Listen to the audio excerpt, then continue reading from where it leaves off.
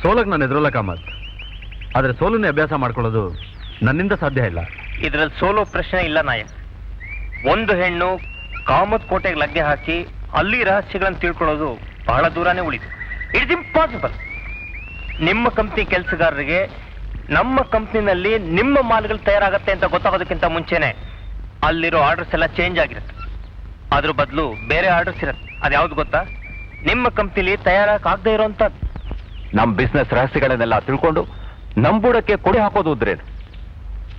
ಇದನ್ನೆಲ್ಲ ನೋಡ್ಕೊಂಡು ಷಂಡ್ರಂಗೆ ಕೂತಿರ್ಬೇಕು ಅಂತೀರೇನು? ನೋನೋ. ಅದಕ್ಕೆ ಏನ್ ಮಾಡ್ಬೇಕು ಅಂತಿದ್ದೀರಾ? ಅವಳಿಗೆ ಸರಿಯಾಗಿ ಬುದ್ಧಿ ಕಲಿಸ್ಬೇಕು ಅಂತಿದ್ದೀವಿ. ಅದಕ್ಕೆ ಹೆಗ್ಡೆ ಜಗ್ಗನ್ ಕರೆಸಿದಾನೆ. ಜಗ್ಗ? ಯಾರವನು? ನನ್ನ ಹಳೆ ಸ್ನೇಹಿತ. ಯಾವ ಕೆಲಸ ಕಾನೂನು ಪ್ರಕಾರ ಸಾಧ್ಯ ಇಲ್ವೋ ಅದನ್ನ ನಾನು ಇವನ್ ಕೈಲಿ ಮಾಡಿಸ್ತೀನಿ. ಜಗ,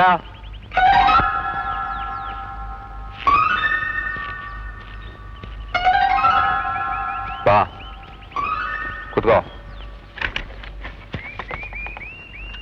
ಹುಡುಗಿ ಬಗ್ಗೆ ಏನು ವಿಚಾರ ಮಾಡಿದ್ಯಾ?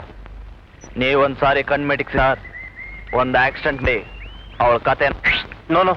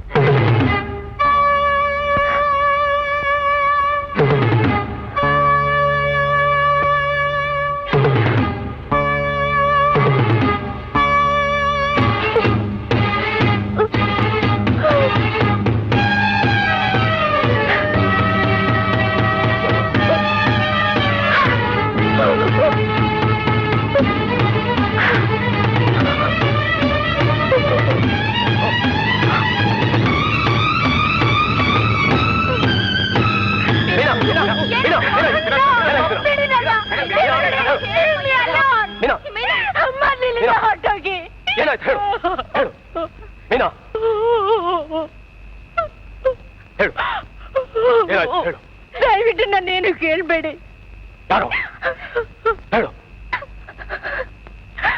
ದಯವಿಟ್ಟು ಮೊದಲು ನೀವು ಇಲ್ಲಿಂದ ಹೊರಟೋಗಿ ಪ್ಲೀಸ್. ಯಾರವನು? ಹೇಳು ಹೇಳು, ಯಾರವನು? ಕಮಾನ್.